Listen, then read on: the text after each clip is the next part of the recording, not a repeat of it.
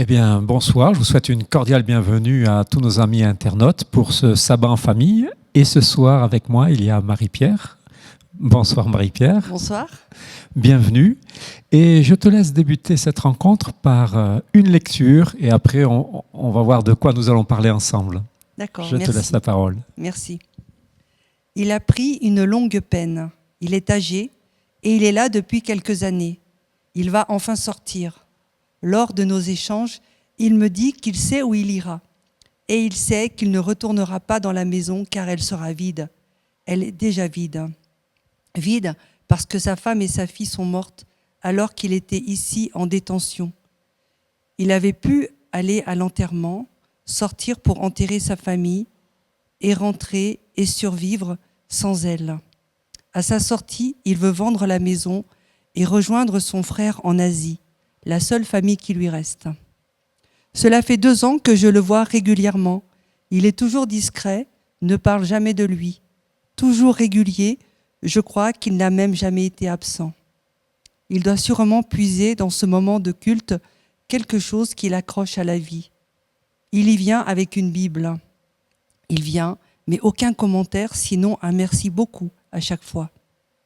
Parfois, lorsque j'engage la conversation, il me demande ce qui se passe dehors pour que nous parlions d'autre chose que lui, que nous ne parlions pas de l'essentiel.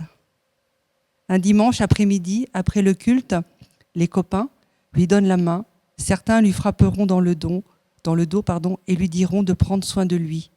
Il partira dans la semaine avec des sacs, de gros sacs en plastique. J'espère que son frère est toujours vivant là-bas en Asie et qu'il a pu vendre la maison rapidement. J'ai le souvenir d'un homme frêle et résigné. Il avait les yeux bleus délavés et d'une infinie tristesse. J'ai longtemps prié pour lui. Merci Marie-Pierre. Peut-être que nos auditeurs ont compris de quoi il est question. Tu as eu un ministère très particulier à un moment donné dans ton existence. C'est celle d'être aumônier. Je ne sais pas si on dit aumônière, mais... Alors, en fait, on dit aumônier de prison, mais dans la prison, on dit aumônière. D'accord. On m'appelle aumônière, aumônière. D'accord. Et tu as commencé ce ministère comment, si j'ose dire? Qu'est-ce qui fait qu'à un moment donné, tu t'es senti sensible, tu as été sensible, j'ai envie de dire, à ce ministère? Alors, j'étais jeune, et c'était ici à Collonges. D'accord. Il y avait une semaine de prière. Je ne sais plus si c'était pour la jeunesse ou pour l'église. Et il y a eu un témoignage d'un aumônier de prison, un pasteur. Et il nous avait, il m'avait touché le cœur par rapport aux personnes qu'il rencontrait. Et je me suis dit à ce moment-là, oh, j'aimerais faire ça. Mais je crois que quand on est jeune, il y a comme ça des appels qu'on entend. Et puis, la vie arrive et les choses se passent.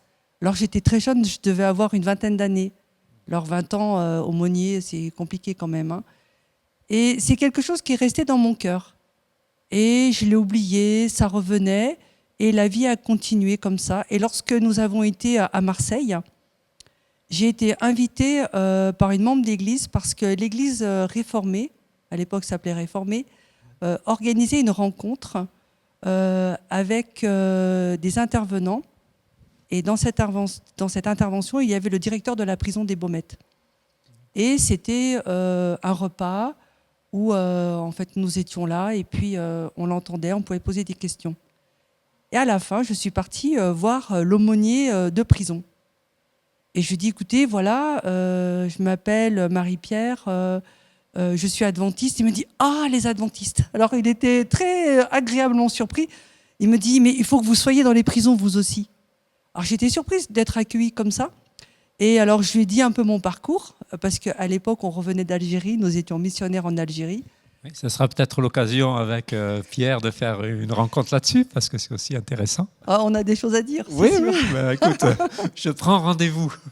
D'accord, avec plaisir. Ouais. Alors, et en fait, il m'a dit, écoute, Marie-Pierre, on s'est tout de suite tutoyé, il m'a dit, on a besoin de toi. Et ça s'est fait comme ça. C'était tellement rapide. Il y a une formation à Paris, j'étais à Paris, et j'étais aumônier en quelques semaines. Alors bien sûr, il y a une demande. Déjà, donc, il y a la commission régionale des aumôniers qui se rencontre pour discuter, bon ben voilà, si le profil correspond, nos motivations, donc on est écouté là. Mais après, il y a aussi une demande d'agrément qui est faite à la détention. Alors, il y a une enquête qui dure plusieurs mois, mais on peut être déjà accompagnant dans la prison. D'accord. Et tu as commencé de suite, alors, assez rapidement.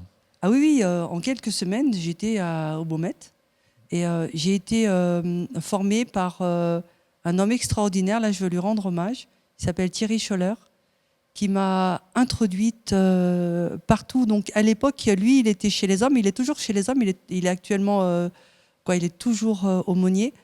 Et moi, j'ai commencé l'aumônerie chez les hommes. Il n'y avait pas vraiment de besoin chez les femmes parce qu'il y avait une autre aumônière. Et elle était là. Et Thierry me disait, écoute, nous, on a plus de 1000 hommes. En fait, on a des cultes où on est plus de 50. Alors moi, j'aimerais bien que tu viennes. Est-ce que toi, tu es à l'aise avec les hommes? Enfin, voilà. Donc, il a fallu aussi rentrer, passer la première porte, voir comment tu te sens. Parce que certaines personnes se sentent mal, en fait, après la première porte. Oui. Tu vois, et puis voilà. Donc, tu rentres et tu visites. Tu vas dans les cellules. Tu es dans les cultes aussi. Et après, à un moment donné, tu es allé avec les femmes, alors, ou tu es toujours resté avec les hommes auprès des Alors hommes? moi, j'avais un agrément pour tout le site. J'avais un agrément pour les hommes et pour les femmes, ce que n'ont pas forcément tous les aumôniers. Et au début, moi, je suis restée 4 ans chez les hommes, mais j'allais chez les femmes aussi. Parce que parfois, il y a des conjoints, et on va voir le conjoint de l'autre côté. Mais aussi, je rendais service, parce que l'aumônière, elle était seule, et parfois, elle n'était pas là. Et puis même, comme elle était plus âgée que moi, je savais qu'un jour, elle allait partir. Alors voilà, je préparais aussi ma présence là-bas. D'accord. Et je veux dire, c'est quelque chose de facile de devenir aumônier. Alors, je ne parle pas forcément que de prison, mais devenir aumônier, c'est-à-dire c'est quand même totalement différent d'être pasteur. Et tu qualifierais ça comment? Quel mot tu mettrais pour dire le rôle de l'aumônier? Et tout spécialement, bien sûr, en prison, mais... Alors en fait, moi j'ai découvert que la majorité des aumôniers étaient des pasteurs, D'accord. donc des autres communautés. En fait, j'ai découvert aussi qu'on était nombreux. Alors bien sûr, on sait qu'il y a beaucoup d'églises protestantes. Mais alors là, il y a les frères étroits, les frères larges, les baptistes, les pentecôtistes, les adventistes, les réformés, enfin. Et pratiquement tout le monde envoie des pasteurs là-bas. Ah, d'accord. Ouais. C'est quasiment que des pasteurs, alors. Oui, parce qu'ils sont envoyés par leur communauté. C'est-à-dire que quand ils vont dans la prison, ça fait partie de leur charge pastorale. Et ils doivent rendre des comptes à leur communauté. D'accord. Ouais, donc c'est intéressant aussi cette approche. Et donc, quel est j'ai envie de dire, le rôle particulier auprès justement de ces personnes qui sont en prison? Alors, le rôle, c'est de dire que Dieu est toujours là. C'est de dire qu'il y a une vraie présence protestante parce qu'on est complètement différent des catholiques sur beaucoup de choses. Et de dire que Dieu peut te rencontrer là où tu es et surtout que Dieu peut te pardonner. En fait, il n'y a aucun péché qui ne soit pardonnable. Impardonnable, pardon. Impardonnable, oui. Et ça, c'est une aventure extraordinaire parce qu'on n'est pas là pour amener les gens dans nos églises parce qu'ils sont tellement loin de tout ça. Ils ont d'abord besoin de rencontrer Dieu. Et ça, c'est quelque chose que j'ai découvert et qui était merveilleux. Tu peux peut-être nous donner un exemple de quelqu'un qui a suivi ce cheminement de conversion, en fait, de découverte de Dieu, alors que voilà, la personne en est peut-être loin au départ. Est-ce que tu as des... Oui, alors, Alors, il y a des exemples comme ça qui se bousculent dans mon esprit. Alors, je vais parler d'une femme qui était... alors, je ne vais pas parler de ce qu'elle a fait, hein, Non, mais ça, c'est pas mais notre c'est souci. pas... Voilà. Hein. Voilà, nous, c'est Et, la rencontre avec le alors, Seigneur. un petit détail quand même, c'est que quand nous... Alors, donc, les aumôniers vont dans les cellules. Ah ouais, Et d'accord. à Marseille, il n'y a pas... toutes les prisons ne font pas comme ça. C'est-à-dire qu'à Marseille, on a les clés des cellules. C'est-à-dire que le surveillant nous ouvre l'étage et après, on va dans les cellules. Au début, on dit au surveillant où on est parce qu'on ne se connaît pas. Au début, Ouais, moi, je faisais ouais. ça. Mais après, le surveillant nous connaît. Il sait, quoi. Elles savent, parce que ce sont des femmes qui sont à l'étage, elles savent que nous ne faisons pas de prosélytisme. Et du coup, on va vraiment aux endroits où on doit aller. Parce que c'est identifié. On va vers les personnes qui viennent à notre culte et qui nous ont demandé parce qu'on a une boîte aux lettres et on nous invite. Chez les hommes, c'est différent. Ils sont tellement nombreux que le surveillant regarde où on est. En plus, moi, j'étais une femme. Chez les hommes, c'était un peu plus compliqué. Hein. Donc, je parle de cette femme. Alors, justement, ce que je voulais dire, c'est qu'on rentre dans la cellule. En fait, on ne sait pas ce qu'a fait la personne. C'est ça qui est super. Parce qu'on va venir une fois, deux fois, trois fois, sans savoir ce qu'elle a fait. Et un jour, on va l'apprendre, mais c'est trop tard. On a déjà fait connaissance. Ah, oui. Hein, tu vois ce que Ouais, je veux ouais, dire ouais, tout à fait. on a déjà été happé, le cœur a déjà été touché. Donc, on n'est plus perturbé par ce qu'elle a fait. Ouais. Tiens, on ne vient pas avec... Ouais. Il y a un lien qui a été créé Oui. et ça permet de passer par-dessus. Ah oui, ça, c'est magnifique. Et je crois que c'est pour ça aussi qu'on le fait. Alors, cette femme, elle va venir et elle est un petit peu sous les cachets parce que c'est très compliqué d'être en prison. Elle a des enfants. Et en fait, moi, je vais la croiser. Elle va chez les catholiques hein, aussi. Et je vais la croiser dans un couloir. Elle me dit qu'elle est croyante, qu'elle va à la messe. Et elle me dit, mais moi, je ne connais pas les protestants. Est-ce que je peux venir ? Je dis, écoute, je t'inscris. Et en fait, cette femme, elle va découvrir une autre approche de la Bible, même le culte. Parce que le culte, il y a de la louange, c'est très libre. Moi, quand je prêche, on peut m'interrompre. Parfois, je reviens sur des choses. Enfin, voilà, donc il y a quelque chose de très ouvert. Elle va me dire, en fait, moi, j'aime bien les messes protestantes. Les messes Alors, protestantes. ça, c'est un peu compliqué parce que Ouais. même les surveillants font la confusion entre culte et messe. Ça, Mais enfin, je pense qu'il y a beaucoup de monde. Hein. oui. Et alors après, je vais aller bien sûr la visiter. On boit le café dans les cellules. Parfois, on nous offre un petit gâteau qui sont faits, tu sais, avec une poêle dessus, une poêle dessous pour faire le four. Enfin voilà, donc c'est un petit peu, c'est trop, c'est vraiment touchant parce qu'il y a beaucoup d'efforts qui sont faits pour nous. Ouais. Nous sommes la seule visite. Hein. Ah. Personne ne vient dans les cellules. Hmm. Et cette femme, je vais l'accompagner. Et plus je l'accompagne, plus elle s'éteint. Parce que elle comprend que son péché est gros. D'accord. Alors c'est tellement gros que je me dis mais c'est pas possible que tu... Elle a le sentiment que ça l'écrase de plus en Oui, plus. oui, tout à fait. Et en fait, elle dit oui, mais je sais pas si Dieu va me pardonner parce que c'est trop terrible ce que j'ai fait. Je dis mais en fait, Dieu il pardonne que les choses terribles parce que si c'est pas terrible, il y a pas besoin de pardon. En gros, c'est un peu ça quand même. C'est un peu ça.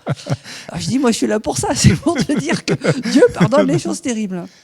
Et je vais l'accompagner jusqu'à... Alors, on est plusieurs, hein, bien sûr. Hein. Ouais. On va l'accompagner jusqu'à son procès. Et en fait, cette femme, elle avait besoin de peser ce qu'elle a fait. Donc, elle avait dit au juge qu'elle ne voulait pas prendre moins de 10 ans. D'accord. Tellement elle pensait que c'était grave. Et effectivement, elle a été au jugement. Et nous, on la retrouve. Et là, elle est joyeuse comme un pinson. Elle dit, mais tout va bien. C'est-à-dire que moi, je sais que ce que j'ai fait, c'est grave. Dieu me pardonne. Je suis en prison. Je suis contente. Parce que je mérite d'être en prison. Alors, c'est surprenant.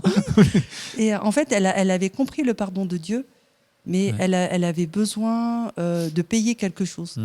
Alors, j'ai essayé de lui faire comprendre que c'est Jésus-Christ qui avait fait payer ça. Elle me dit, oui, mais pour la société. Elle me dit, d'accord, pour Jésus. Ouais, d'accord. Mais pour la société, je dois aussi payer. Alors, tu vois, c'est une complexe. Compréhension aussi très fine aussi. Oui. Hein, c'est une sensibilité très forte, je trouve. Ouais. Ouais.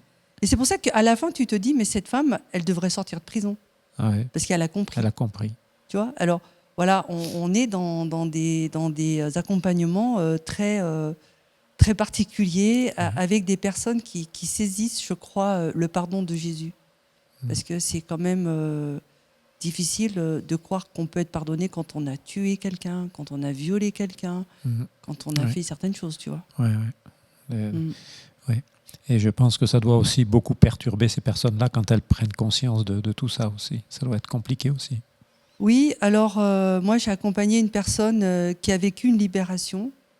Elle était en prison là depuis quelques années. Et en fait, elle n'arrivait pas à changer, même dans la prison. Il y avait comme ça des choses qui revenaient. Et un jour, elle m'a dit, écoute, j'ai vécu quelque chose dans la nuit. Dieu est vraiment venu auprès de moi. Et c'est vrai qu'à partir de ce moment-là, cette femme, c'était un combat qui était difficile, mais elle était dans le combat. Alors qu'avant, elle n'était pas dans le combat. Ouais. Et ça fait que je l'ai suivie. Et je ne suis pas la seule à chaque fois. Je dis, on est plusieurs aumôniers, on va la suivre. Et c'est vrai qu'on va avoir des signes de changement comme ça. Et ça, c'est magnifique parce que tu es là et tu as apporté Jésus, tu as apporté Dieu. Et tu vois que la personne a reçu, tu vois, a fait la rencontre. Ouais. Et tu vois que cette réception touche la personne et la transforme en fait. Oui, alors la transformation, pour moi, ce que j'ai vu, c'est la détente du corps. C'est-à-dire que quand tu es en prison, tu es fermé, tu es dur en fait presque.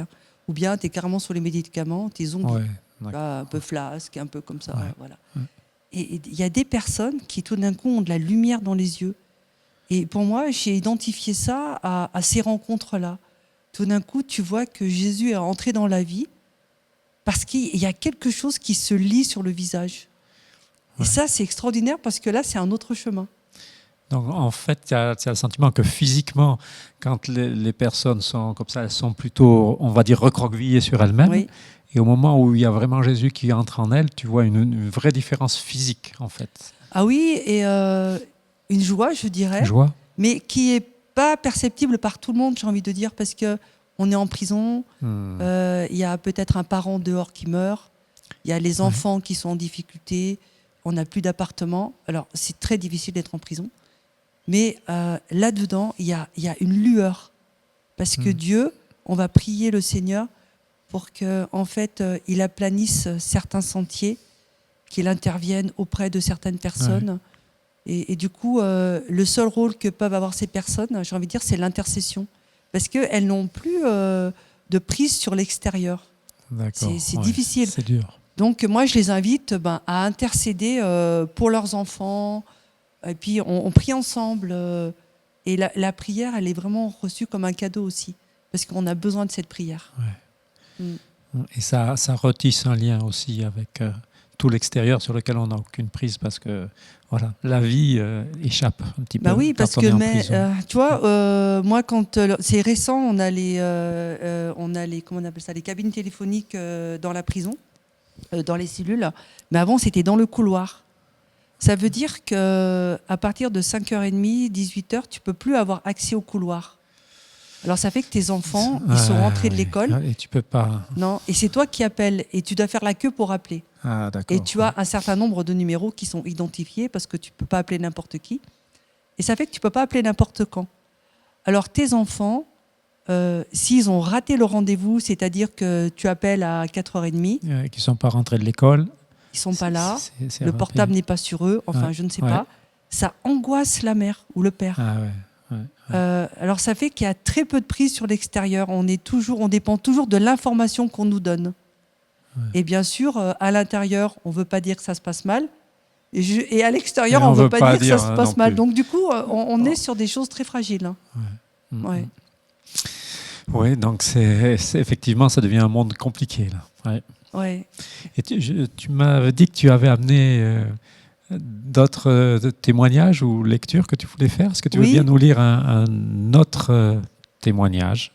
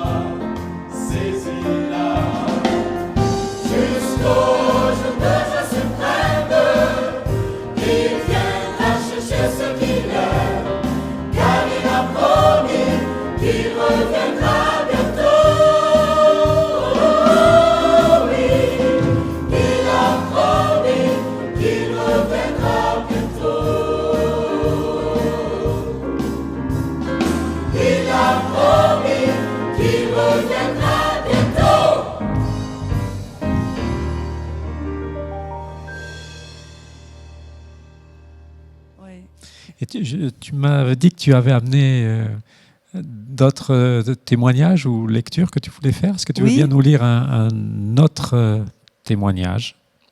Alors oui, alors attends, je voulais prendre un témoignage, comment dire ça, qui va peut-être vous faire pleurer. Ah. Bon, on va voir. Non, mais c'est pour dire que c'est difficile, d'accord, parce qu'il y a des témoignages qui sont plus faciles.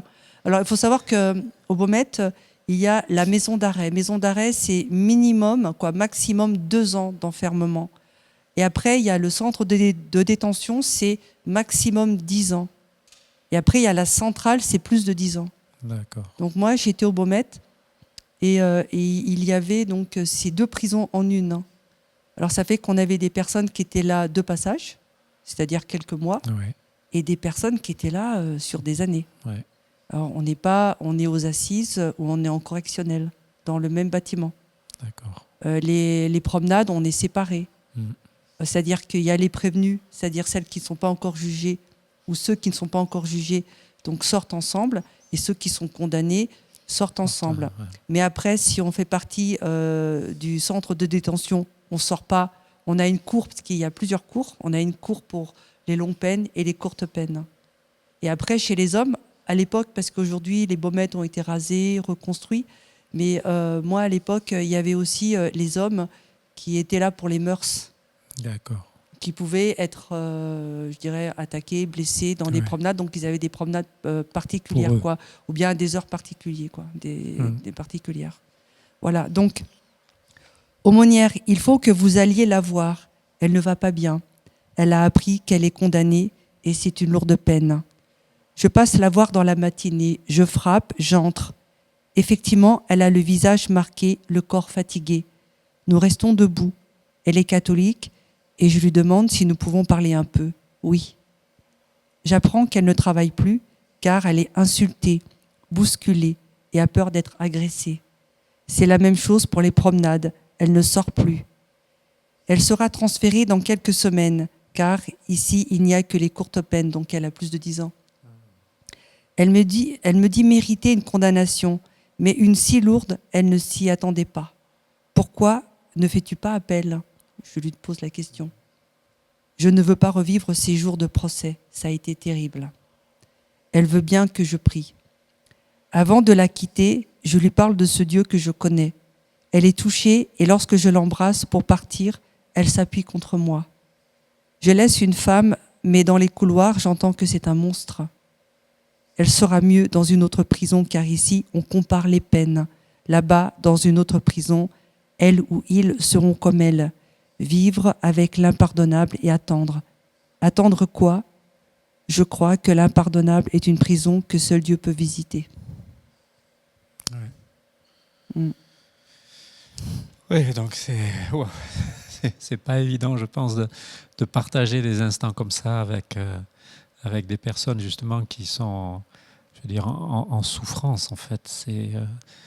Et on a l'impression à écouter ce témoignage qu'il y a la souffrance personnelle de ce qu'on vit, de ce qu'on a fait, et que le contexte des fois rajoute encore. Là, quand tu dis qu'elle se fait insulter, etc., tu te dis quel regard on porte sur elle. Donc déjà, un regard sur soi qui est difficile, et autour, un regard qui est difficile aussi. On se demande comment des personnes peuvent continuer à rester debout dans un tel contexte. Ah oui, alors il y a des tentatives de suicide. Hein. Ah ouais. Et parfois on nous appelle pour nous dire, les surveillantes, aumônières, cette nuit, elle est passée à l'acte, elle est là. Elle va peut-être aller à l'hôpital, donc on peut aussi... alors moi, je pouvais aller à l'hôpital aussi, l'hôpital de Marseille, l'hôpital Nord, parce que c'est un hôpital régional. Alors ça fait que c'était un hôpital équipé comme une prison.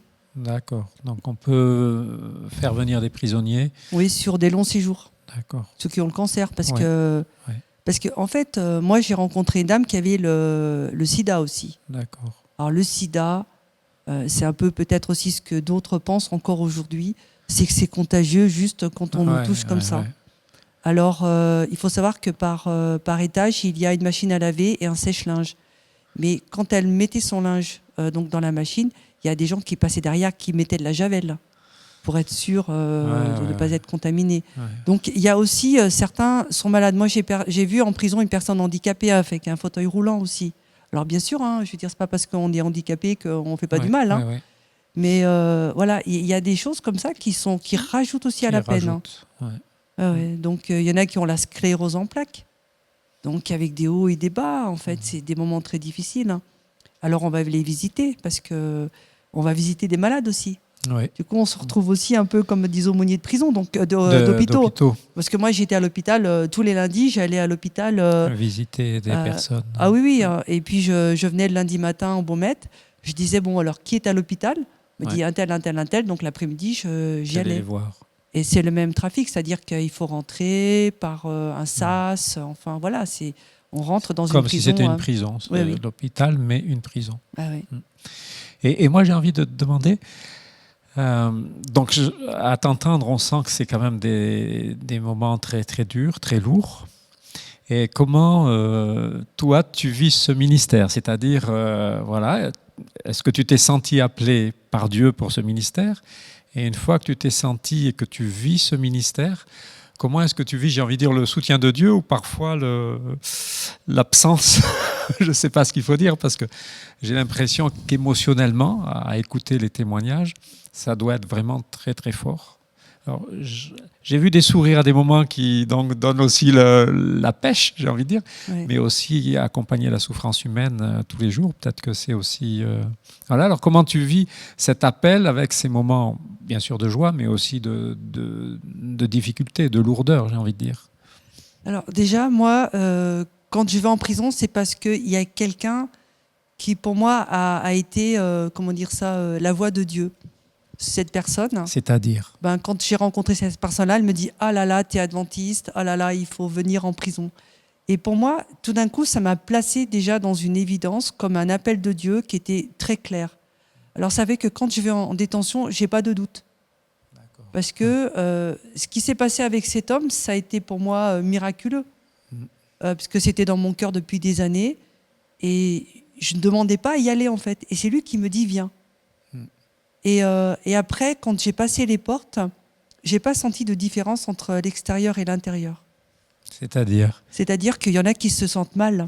Ah oui. Quand ils passent les portes, on entend toutes les portes qui se ferment, il y a les clés. Enfin, il y a quand même Une ambiance. ouais, une ambiance. Tout le monde est en bleu, les surveillants sont en bleu, les détenus, enfin, voilà, sont tristes. Enfin, il y a quelque chose de glauque en fait aussi quand on y va.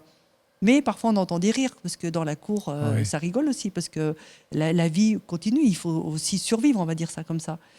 Et en fait, moi, quand j'y allais, je dis voilà Seigneur, je ne sais pas qui je vais rencontrer aujourd'hui. Ou parfois tu as des rendez-vous donc tu sais que tu vas aller.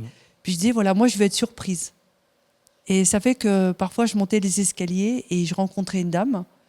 Et puis elle me dit ah, mais qui vous êtes? Ou bien je disais vous savez qui je suis? Je me présente parce que parfois on est confondu avec les détenus parce qu'elles sont civiles. Hein. Ah ouais. Alors parfois je viens avec une petite sacoche, parfois je ne l'avais pas, donc on aurait dit une détenue. Ouais. Et je dis non, je ne suis pas une détenue. Elle me dit ah pardon. Je dis non mais il n'y a pas de mal. Je dis vous pouvez le savoir comment? Je dis je suis aumônière. D'accord. Ah puis alors on parle de nous. Ah mais c'est vous Marie-Pierre? Ah oui. Alors je dis est-ce que je peux prendre un café avec vous? Elle me dit allez venez on va prendre le café. Alors si tu veux il y a aussi ce côté-là où on est attendu. Où en fait compte, on va pas toujours parler de Dieu dans le sens où on va faire une étude. Moi, je pars toujours avec une bénédiction, parfois avec une prière. Et puis, on est dans la vie parce qu'on est reçu et on est les seules personnes de l'extérieur aussi. Et là, on va être à l'écoute de ce qu'elles veulent dire. On demande des nouvelles des enfants et c'est l'occasion de prier pour eux. Oui. Après, je peux dire, mais bon... il y en a qui me disent, mais c'est quoi la différence entre catholique et protestant? Alors à chaque fois, je fais mon petit schéma, je leur explique. Et puis la Bible, mais il y a combien de livres? Alors voilà, on dit comme ça. Et puis il y en a qui ont été plus observatrices et disent, vous n'avez pas la même Bible que les cathos. Alors du coup, voilà, bon, alors on explique ça. Oui. Ouais. Alors en fait, on est dans un partage qui est simple, qui est naturel. Ouais. Moi, je sais qu'il y avait une dame qui m'attendait, elle faisait toujours un petit thé avec des petits chocolats parce qu'en détention, on peut acheter. Il y a une boutique à l'intérieur. Donc, on peut avoir en dehors des repas qui sont donnés, on peut avoir un peu de chocolat, du coca, enfin de la viande aussi. Comme ça, on peut cuisiner autre chose. Et moi, j'ai été reçue par une dame. Elle avait fait un petit plateau. Elle avait des petites serviettes en papier. Et j'étais toujours reçue avec un petit chocolat et une tasse de thé. Et là, c'était le CD. Donc, le CD, c'était un étage qui était ouvert. Et elle me disait ah non, moi aujourd'hui je reçois l'aumônière, personne ne rentre chez moi parce qu'en fait on peut rentrer de cellule. Voilà, ouais. Et là, et je lui disais mais alors comment ça va? Et là, elle me parlait de sa vie. On parlait, je dis qu'est-ce que tu feras quand tu sortiras? Est-ce que tu vas aller à l'église? Donc si tu es catholique, qu'est-ce que tu penses du protestantisme? Est-ce que tu penses aller à une église protestante? Est-ce que tu seras curieuse? Est-ce que tu veux compris? Est-ce que tu as une question sur la Bible? Tu vois, donc dans quelque chose de très simple. Mais oui. Ah ouais. Alors, bien sûr que quand on a eu des personnes qui nous ont révélé une parcelle de la raison de leur présence, là, moi, j'ai demandé au Seigneur de m'alléger de tout ça. Je ne voulais pas quitter les Baumettes avec un poids. Oui. Et à chaque fois que j'ai quitté les Baumettes, j'ai remis tout ça au Seigneur. Je dis voilà, moi je veux pas venir avec quelqu'un, avoir dans la tête la personne ce qu'elle a fait. Elle a fait ça, donc ça influe sur la relation. Oui, et puis même, est-ce que je peux faire quelque chose? Voilà, on commence à avoir et puis la famille ou bien de la victime, parce qu'en fait, les personnes qui sont en détention, ce sont les coupables. Et du coup, suivant leurs histoires, il y a des victimes. Donc, on entend aussi quelque chose des victimes. Et moi, je crois que le Seigneur m'a fait la grâce de ne rien prendre. Tout restait aux Baumettes. Et ça fait que quand je revenais, voilà, j'avais ma petite liste. Moi, j'ai un cahier. je mets, voilà, j'ai visité un tel, quoi, une telle ou un tel. Et puis, l'histoire continue. C'est-à-dire que quand je rentre, ben, voilà, je continue mon histoire avec eux. Mais je les oublie pas, mais je les emporte pas. Ouais. C'est-à-dire que quand tu sortais, tu avais l'impression que le poids qu'ils avaient déversé sur toi, tu l'embarquais pas avec toi. Voilà, oui. Alors après, on n'a pas parlé des cultes. Parce qu'il y a les cultes aussi au Baumettes. Donc nous, on va dans les cellules et on a une aumônerie. Et chez les hommes, aujourd'hui, c'est un peu plus petit, mais à l'époque, et même chez les femmes, à un moment, il y avait beaucoup de monde. Et ça fait que les personnes s'inscrivent. Et ça, c'est terrible en tant qu'aumônier, tu sais, parce que tu dois dire non, celle-ci non, celle-ci oui, parce qu'on a le droit à un certain nombre de places. Et nous, on avait du succès. D'accord. Les protestants avaient du succès. Donc, beaucoup de filles voulaient venir. Ouais. Et en fait, parfois, on faisait des roulements. Mais quand on faisait 2 fois, on a le service 2 fois dans le mois. Donc, ça veut dire que tu pouvais être qu'une seule fois au culte. Mais tu te rends compte si tu faisais bon, après avec la Covid, on a fait ça on aussi. A fait ça, oui, mais c'est terrible. Oui, je suis d'accord. Parce qu'on part du principe que toutes celles qui veulent venir, elles en ont besoin. Bien sûr. Parce que ici, quelqu'un qui vient pas, il est sur Internet, enfin. Oui, c'est facile, enfin de trouver encore. Il y a un frère qui peut le visiter, enfin, voilà, on peut bouger, tu vois. Mais là-bas, c'est que si tu as raté le culte, tu l'as raté. Et à une époque, après j'ai arrêté parce c'était plus compliqué. Les Baumettes ont été rasés, enfin on a changé. Les choses ont. Mais pendant quelques années, ce que je faisais, c'est que quand une personne ne venait pas, parce qu'il y avait beaucoup de place, j'allais lui faire la prédication dans sa cellule. J'ai dit, écoute, t'as raté. J'ai dit quelque chose d'extraordinaire. Je viens te le dire. Oui, c'est ça. Et si tu veux, moi j'aime beaucoup les histoires de l'Ancien Testament, bien sûr du Nouveau Testament, et je prêchais donc sur les rencontres que Jésus avait faites, sur les paraboles, mais sinon aussi sur des histoires de l'Ancien Testament. Et quand, par exemple, il y avait une fille qui était là parce qu'elle avait une vie un petit peu particulière, je dis, ah, Rahab, elle te ressemble. Je dis, comment ça? J'ai dit, oui, mais Rahab, tu te rends compte? J'expliquais qui était Rahab. Alors, si tu veux, il y a ça aussi, il y a le miracle de la parole. Comment tu l'abordes? Ah, mais ça, c'est Jésus, il a fait cette rencontre avec tel homme. Et puis, tu sais, Jacob, en fait, il en voulait à son frère, hein, et Ésaü aussi. Alors, c'était un peu la guerre entre frères. Tu vois, dans la Bible, ça s'est bien terminé quand même. Hein. Mais pourquoi ça s'est bien terminé? On va en discuter. Et ça, c'est extraordinaire. C'est extraordinaire de pouvoir parler de la Bible comme ça. Et moi, j'avais un objectif, je voulais qu'elle connaisse la Bible. Par exemple, je dis, bon, on va parler de David. Donc, on reprend Adam et Ève, il y a Noé, après, il y a Abraham, donc Isaac, Jacob, les 12 fils. Après, je disais, oui, après, il y a la rentrée en Canaan, enfin, il y a l'Égypte, Canaan. Alors, ça fait qu'elles aimaient bien parce qu'à chaque fois, je refaisais tout le panorama. Oui, parce qu'en fait, il y a très peu de culture biblique. Hein. Oui, et moi, je voulais qu'elle mette ça dans l'histoire. En perspective. Tu vois, en perspective. Alors, ça, c'était. Alors, si tu veux, c'est ça le plaisir aussi, c'est de parler de Dieu à des personnes qui ont soif. Et voilà. Et moi, j'ai tellement de joie de parler de Dieu, mais de choses tellement simples, de dire, par exemple. Oui, mais c'est trop grave, Dieu va pas me pardonner. Bah non, justement.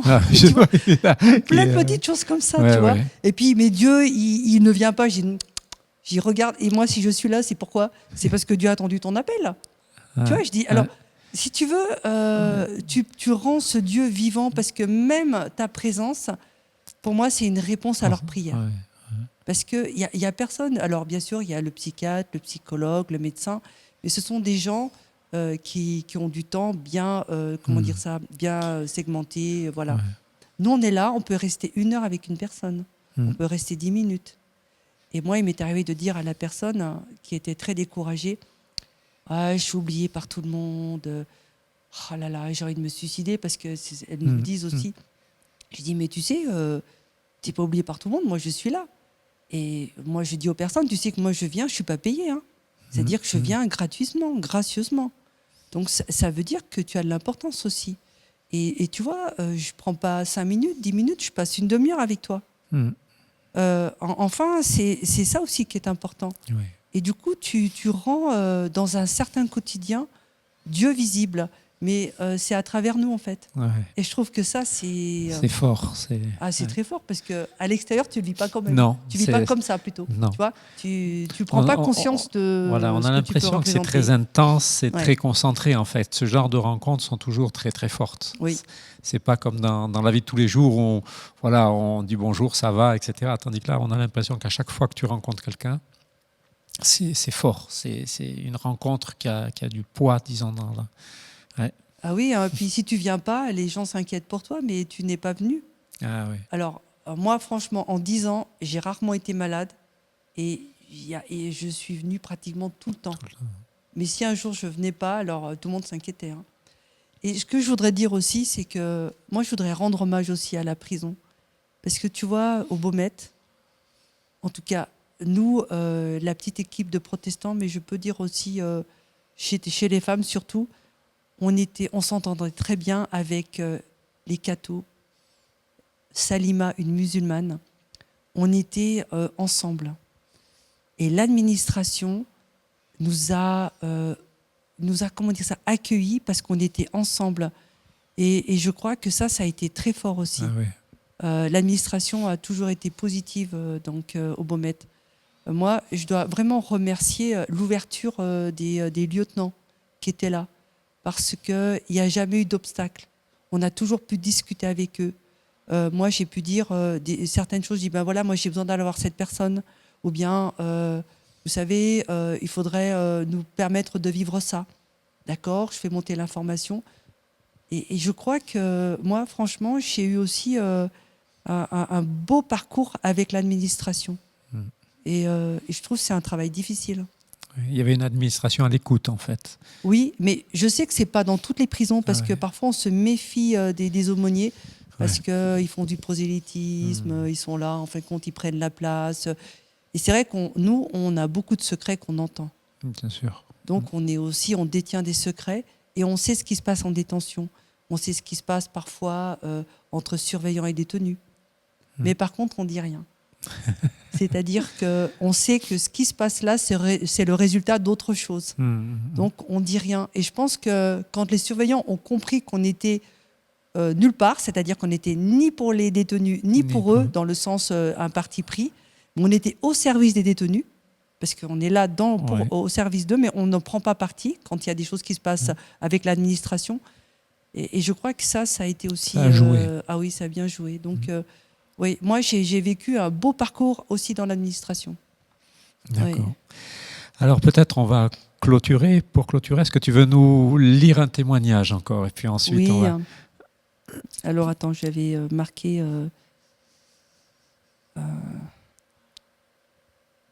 voilà. Attendez, non, attends voir. C'est là. Je regarde le nom sur la porte, je frappe. Je rentre et je lui dis ma surprise de la retrouver dans cette cellule. Elle avait changé de cellule. J'apprends dans la discussion qu'elle a changé parce qu'elle était avec une musulmane et qu'elle ne supportait plus de ne pas faire ce qu'elle veut dans la cellule, comme par exemple chanter des cantiques, prier à haute voix. Parce qu'en fait, en détention, on rencontre des personnes aussi, c'est un accident de parcours ce qui leur est arrivé. Et il y en a qui vivent leur foi aussi derrière les barreaux. Elles chantent, elles prient, c'est extraordinaire. Sa nouvelle co-cellulaire est aussi croyante. Elles se sont choisies. Elles ont écrit à l'officier pour qu'il les mette ensemble. Nous parlons toutes les trois et le sujet démarre rapidement. Nous parlons du pardon. La surveillante arrive. La co-cellulaire doit se rendre aux activités. Elle m'invite à revenir les voir. Nous sommes donc seuls. La discussion continue. Et oui, elle se sait pardonner. Et la prison ne change rien à cela. Ici, elle parle de Dieu sans complexe. Mais je me rappelle alors qu'elle fait partie de ces femmes que l'on craint ici, car son langage est très violent et elle maudit facilement. Je lui pose alors la question de savoir si les autres voient qu'elle est chrétienne.